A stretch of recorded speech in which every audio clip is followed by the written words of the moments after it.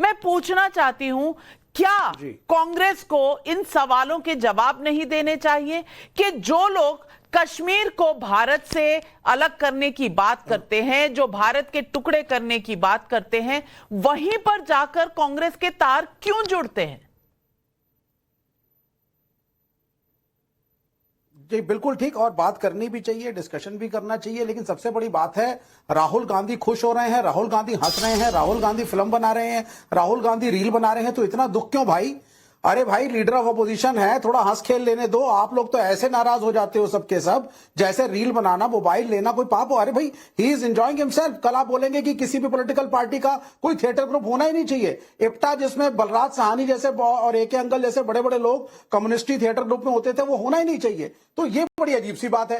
राहुल गांधी अगर थिएटर के थ्रू इस देश में हो रही चोर बाजारी को हाईलाइट कर रहे हैं, तो मेरे ख्याल से इसमें कोई बुरी बात नहीं है। दूसरी बात, अब आप आ जाइए, मैं आपसे पूछना चाहता हूं, मिसेस इंदिरा गांधी, इस देश की प्रधानमंत्री को असैसिनेट किया गया और खालिस्तानियों ने उनको असैसिनेट किया। श्री राजीव गांधी जिन्होंने भारत को रीजनल सुपर पावर बनाने की कोशिश की, इंडियन पीस कीपिंग फोर्सेस को श्रीलंका भेजा, लिट्टे ने उनको मारा।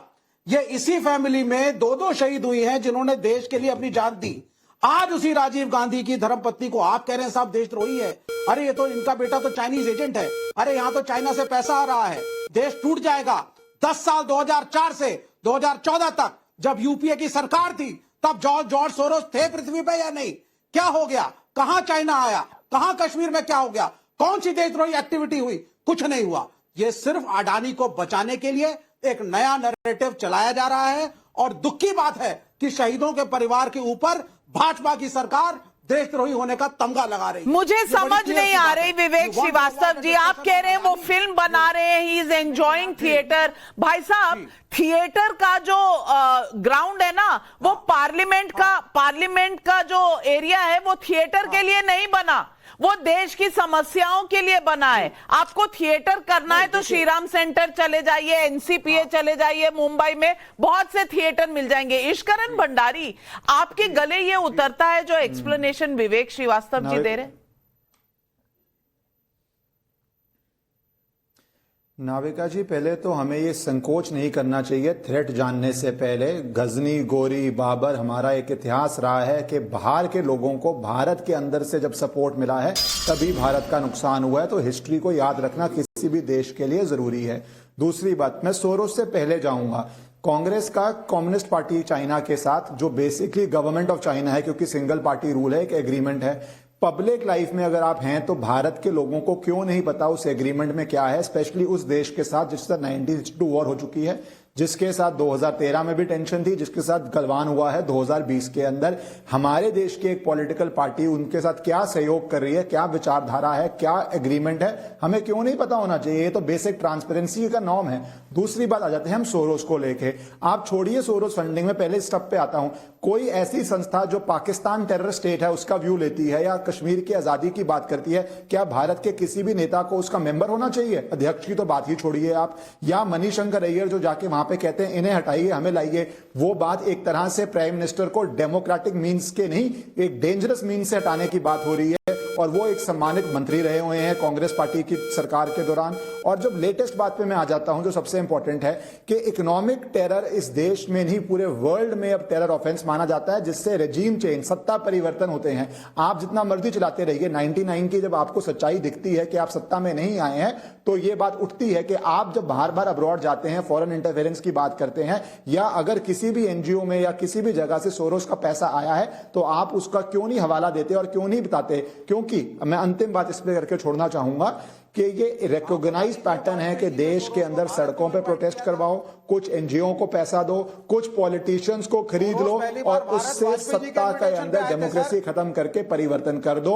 ये रिस्क, इंटरप्ट मत कीजिए, लास्ट लाइन है, ये अगर रिस्क है तो आप खुल के आके क्यों नहीं बोलते? आप किसी ऐसी संस्था से नहीं जुड़े जहां पे जॉर्ज सोरोस का 1 रुपया नहीं आया, या चाइना से आपका क्या एग्रीमेंट है वो क्यों नहीं बताते हैं आप?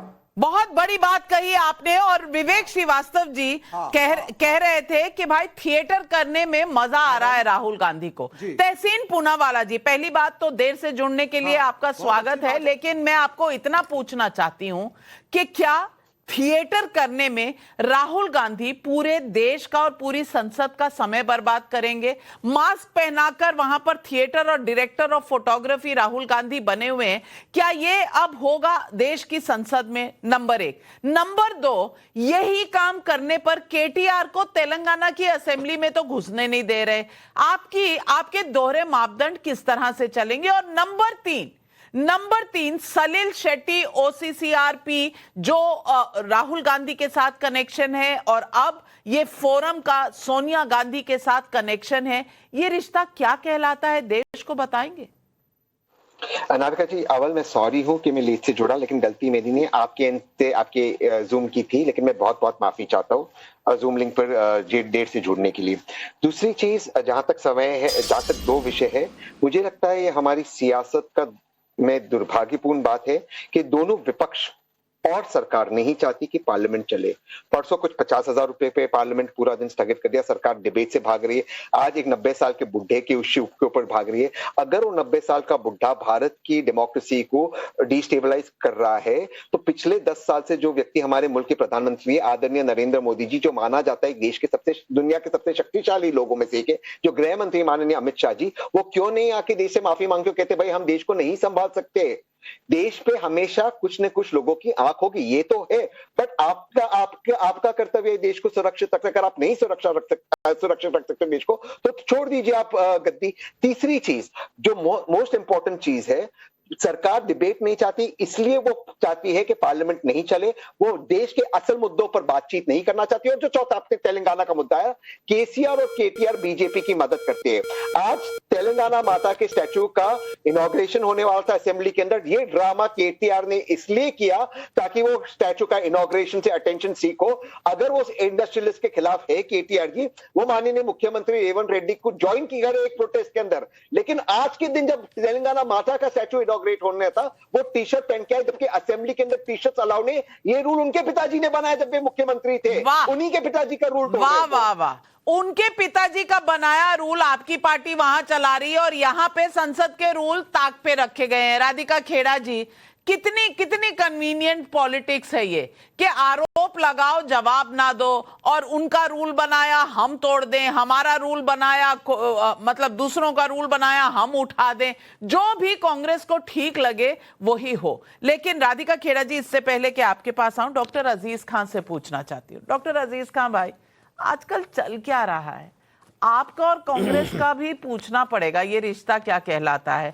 मंडे को रिश्ता नहीं होता, फ्राइडे को होता है, सैटरडे को नहीं होता, संडे को होता है। ये किस तरह का रिश्ता है? वो आज प्रोटेस्ट कर रहे थे पार्लियामेंट में, आपके कोई भी सांसद वहां नहीं गए। आज मणिपुर पर प्रोटेस्ट चल रहा था जंतर मंतर में, आपके यहां से सांसद नहीं गए। और ऊपर से आईपी सिंह जी ने जो ट्वीट किया, वो बचपन और 55 का, वो तो किसी ने उस पर कुछ कहा नहीं, लेकिन आप लोगों ने सोचा होगा कि सही कह रहे हैं, इसलिए कुछ ज्यादा कहना मुनासिब नहीं समझा। ये क्या कह रहे हैं? आप समझते हैं कि सोनिया गांधी और राहुल गांधी को जवाब देना चाहिए?